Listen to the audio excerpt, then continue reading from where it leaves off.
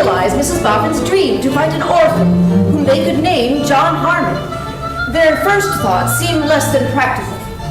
Perhaps, Naughty, we could put an advertisement in the newspaper asking needy orphans to apply to the power on a certain date. Oh, well, you know, old lady, I'm afraid all the neighboring streets and thoroughfares might be clogged with swarms of orphans a-coming for approval. They decide instead to speak with a neighboring clergyman and his wife, the Reverend and Mrs. Frank Milby, and seek their advice.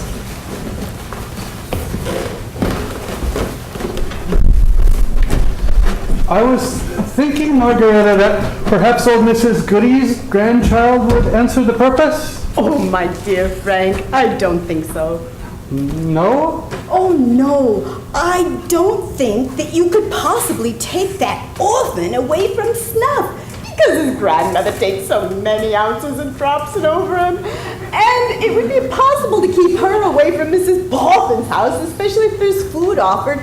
And she's not a grateful woman, Frank.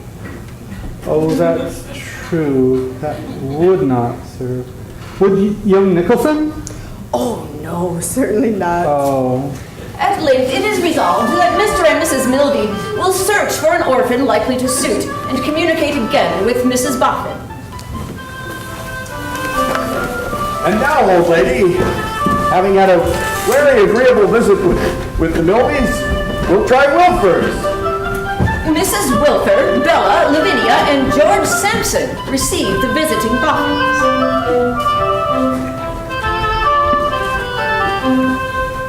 Pardon me, to what am I indebted to this honor beneath our humble roof? Oh, very pleasant premises. Pardon me, no. It is the abode of conscious, though independent, poverty. To make short of it, ma'am, because there's always a straight way to everything, me and Mrs. Boffin make this call to say that we shall be glad to have the honor and the pleasure of your daughter's acquaintance, and that we shall be rejoiced if she would come to consider our house in the light of her home, equally with this.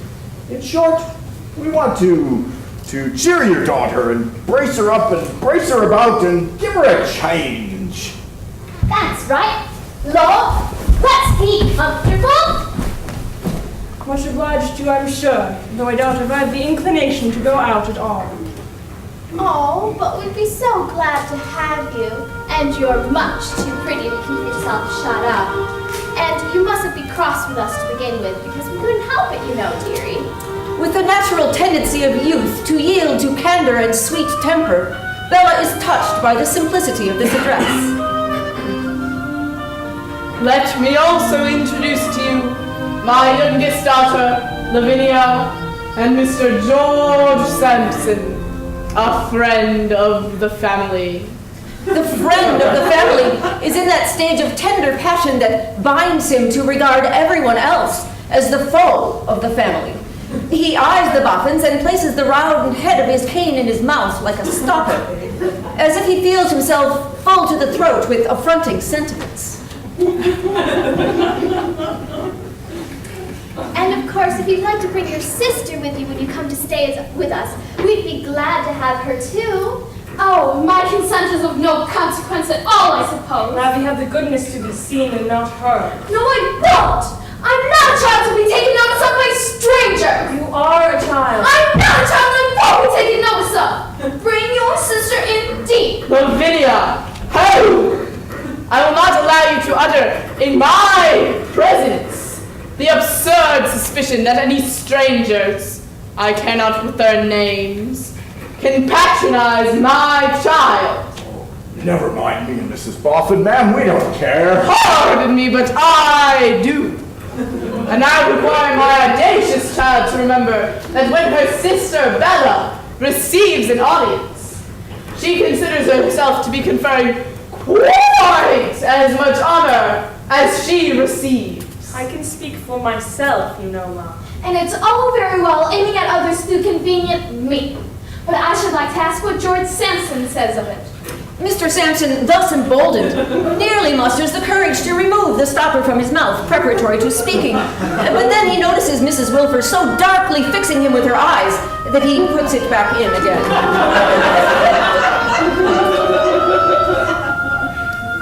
And of course, we'd be glad to have you too, Mr. Sampson, at any time.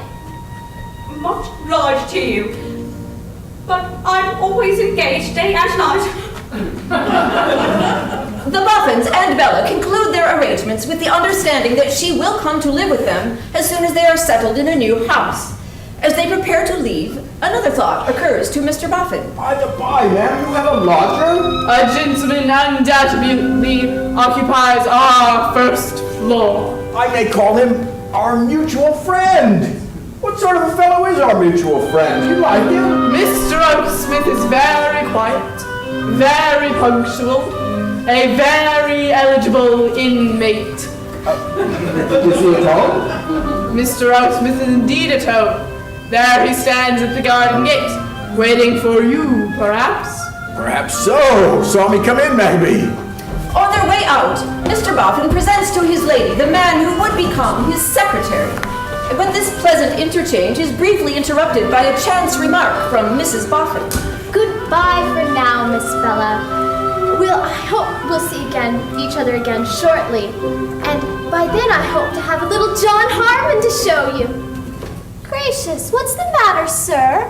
How can you show her the dead? It's only an adopted child I wish to give the name to. You took me by surprise. It sounded like an omen when you spoke of showing the dead to one so young and blooming. Now, Bella suspects by this time that Mr. Rokesmith admires her. Whether this causes her to incline to him a little more or a little less than she had done at first is as yet dark to her own heart.